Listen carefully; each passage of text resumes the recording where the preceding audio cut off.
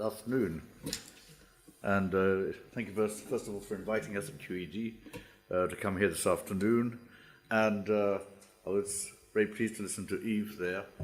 He wasn't quite talking about the brave new world, but I say that because every time anyone in the Parliament talks about it, it becomes a brave new world, and we're faced with Asimov, etc. But I think that in practical terms, this is just a natural evolution as technology progresses, and what we're seeing now is the benefits that yet another generation of technologies bring into this.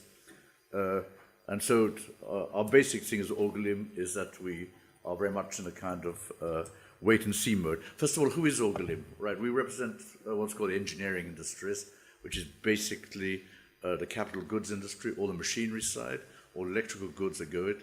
And it's a core industry underlying this Industry 4.0 revolution, as it's been called. We started making this commission sensitive to this in 2014 to get them to understand a little bit where industry was moving, because there was not very much, let's say, in preparing for the new commission, we wanted to give them an idea of where industry is going and what we need from the future ourselves to make this run. As an industry, it's a very, very big industry. Last year, turnover was 1,900 billion euro in our industry.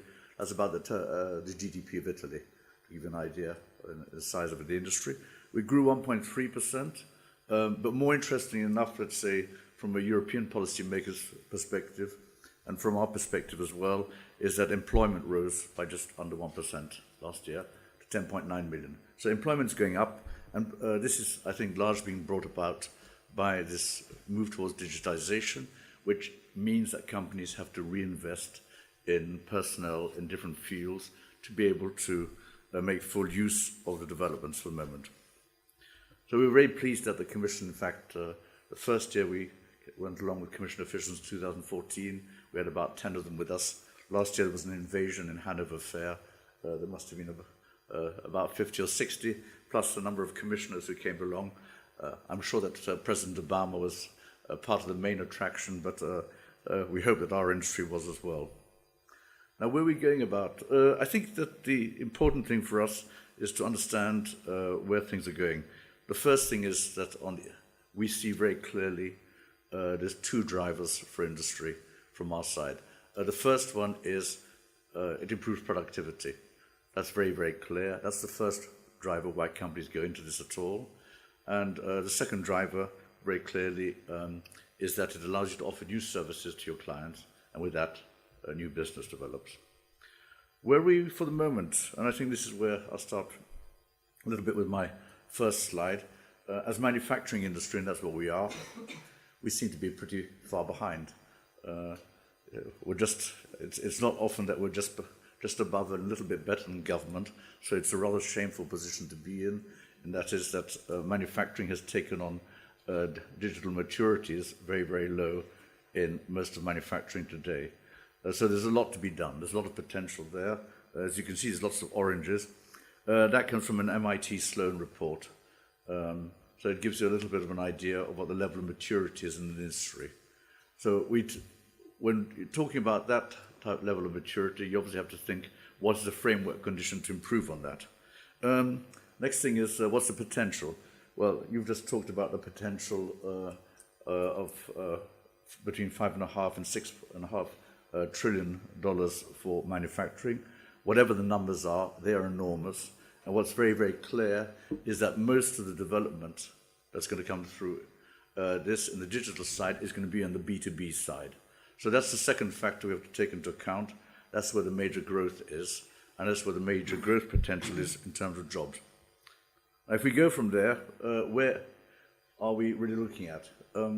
First of all, and that's been our core message to regulators right from the beginning, is it's early days yet, give us time. A lot of companies don't yet know where they're going. So they're still exploring, they're trying to see where things are going. And what we're trying to do is to tell our beloved regulators here in Brussels, and by the way, at national government level as well, calm down, just see what's happening, let us see where we can get and develop new business and new opportunities. That's the first thing. It's also very good.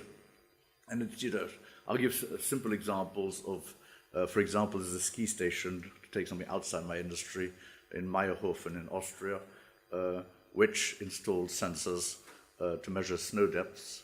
And with that basis, and also analyzing meteorological data, they were able to dose carefully how much new snow they put on the ski slopes during the winter.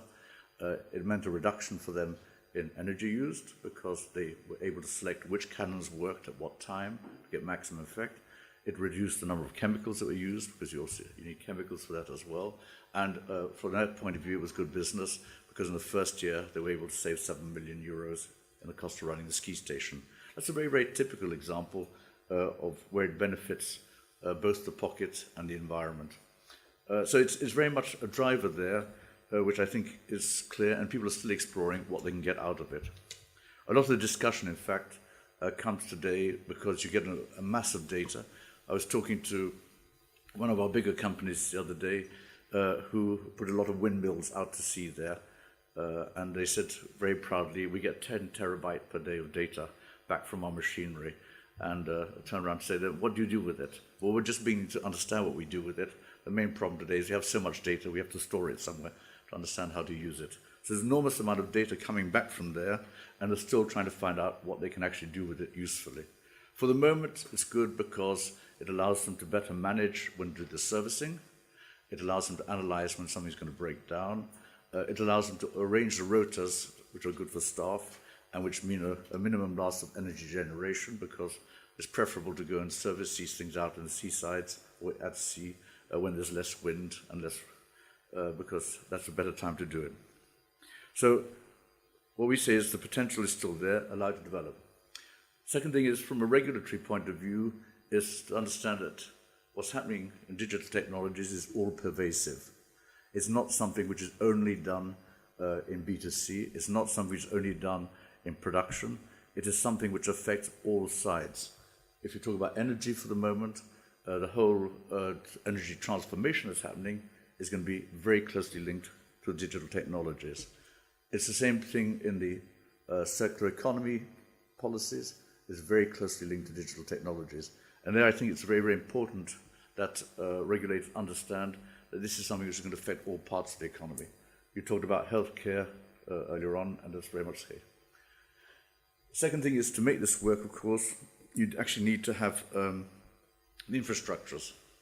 You'd be surprised how many countries, I think the best technology infrastructure, I'll have to ask Eve exactly, if I remember where, we're probably in Estonia, which is completely cabled there, but that's not really, let's say, representative of the major part of the population of the EU, whereas countries like Germany are still fairly far behind in digital infrastructures, which will slow down the actual capacity to use these. And if today we're talking about 1 billion connected consumers, we're talking by 2020 50 billion connected devices. So a lot more, 50 times more. So we will need the internet links throughout. And that's where it's very helpful to have the FC as a start. Yves there also talked about the R&D side, and they were very, very appreciative of the fact that the Commission has been putting money into developing this, and we hope that they will go on doing this in a positive way, and that means to say, keep a supportive framework open. I say this en passant because a few years ago the Commission invested about 3 billion euros in nanotechnologies, and then we had a discussion in the European Parliament on banning nanocarbons and nanosilver applications. So we hope that you have a very open mind and defend the fact that if you invest a lot in this, that this field stays open and actually generates the returns which you have put in. We managed to stop, by the way, the European Parliament, or maybe the Commission did, stop the European Parliament from banning them because it would look rather bad to invest 3 billion of public money into something which then gets banned. Next thing is, and there we talk about how we get this maturity up. And there I think the innovation hubs is one field which is useful and maybe helps to spread it a bit more widely. But I just want to give an example of how it's been worked at practically by our industry. We have a Dutch member which has 14,000 companies as its members, all of them under 100 employees. And the difficulty they have, obviously, is getting it into the system. And what are they doing? In fact, they are sending out consultants to do a quick and dirty look at the companies, see if they are fit for it, and tell them, listen, if you want to go in that way, you first of all have to do that.